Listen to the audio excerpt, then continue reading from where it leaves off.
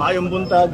Good morning sa inyo lahat. We are back here. Binalikan namin yung hospital, itong pangalawang itong isang tent city at saka isa pa to.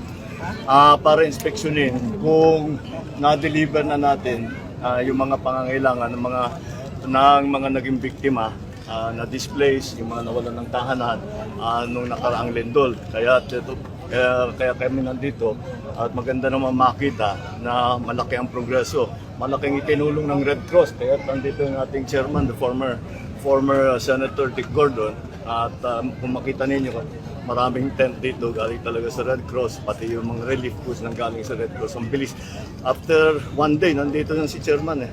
Kaya naunahon ko lang ng one day. When you have a good leader, the people will move fast. Talaga naman. So, I'm happy to report na meron na talaga lahat ng nasiraan ng bahay ay meron ng tinitirahan kahit na tent lang muna. Kung makita ninyo dun sa yung dinaanan natin tent city, pinapalitan na natin yung tent at dinalagay na natin yung mas maganda, mas matibay na housing para sa ating tinatawag na modular shelter na ating bagong binibigay pagka nagkakaganito. Kaya ako ay nagpapasalamat sa lahat ng ating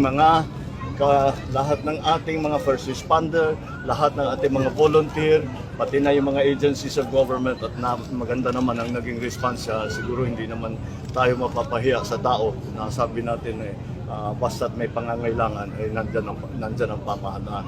Kaya hindi pa naman kagaya ng nasabi ko nung last time ako nandito, hindi ito naman minsanan lang, patuloy pa ito kung ano pa ang pangangailangan. Pati may magandang idea ang ginawa yung Red Cross, naglagay ng swimming pool para sa bata. Parang maliit lang na bagay, pero hindi dahil ang mga bata kahit papano talagang nayanig ang isip nila dahil sa lindol, tapos nawalan ng bahay, tapos lumipat dito. At least nakita mo, tumatawa na naman, nagsisigaw. Malaking bagay yan para sa mental health ng ating mga kabataan. And you can tell that Red Cross talaga sanay na sanay sa ganitong klaseng trabaho.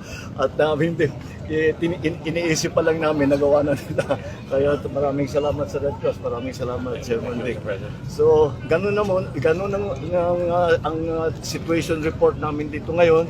Maayos, lahat ng tao na naging biktima ay meron ng sinisilungan, meron silang kinakain, meron silang kinukuhanan ng tubig, meron silang ginagamit na toilet facilities na maayos, at lahat pa ng kung ano pa ang pangangailangan going forward ay nakapagbigay na rin tayo pati ng Cash assistance.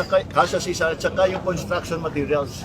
Nagbigay na ng construction materials pati ang DSW, ang DSUD.